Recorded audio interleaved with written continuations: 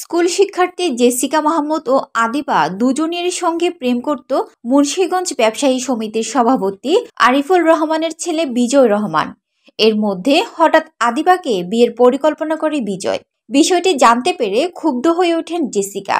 এরপরেই জেসিকাকে খুনের পরিকল্পনা করেন বিজয় ও আদিবা। পরিকল্পনা অনুযায়ী আদিবার যোগ সাজসে জেসিকাকে বাসায় ডেকে শ্বাসরোধে হত্যা করে বিজয়। এরপর জেসিকা ছাদ থেকে পড়ে মারা গেছে বলে নাটক সাজান তারা।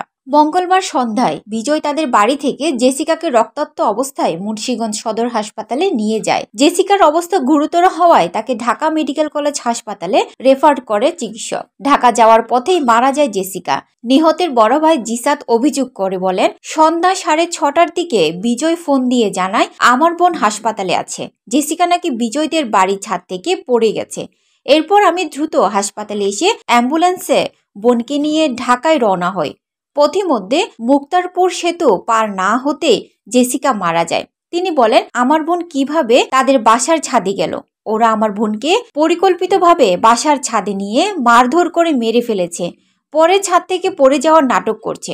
নিহত জেসিকার মা রিনা বেগম বলেন, আমার মেয়েটা বিকেলে হাঁটার কথা বলে ঘর থেকে বের হয়।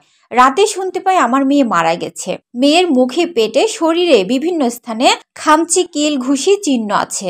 আমার মেয়েকে বিজয় ও তার বান্ধবী আদিবা মেরে ফেলেছে। আমি মেয়ে হত্যার বিচার চাই। জেসিকা মাহমুদকে হত্যার ঘটনায় স্বীকারোক্তিমূলক জবানবন্দি দিয়েছেন আটক পঞ্চসার ইউপি সদস্য জাহিদ হোসেনের মেয়ে আদিবা আক্তার। এর আগে পঞ্চসার এলাকা থেকে আদিবাকে গ্রেফতার করে পুলিশ। পরে মুন্সিগঞ্জ আদালতের সিনিয়র জুডিশিয়াল ম্যাজিস্ট্রেটের কাছে আটক আদিবা 164 ধারার জবানবন্দি দেন। জবানবন্দি শেষে তাকে কারাগারে প্রেরণ করা হয়।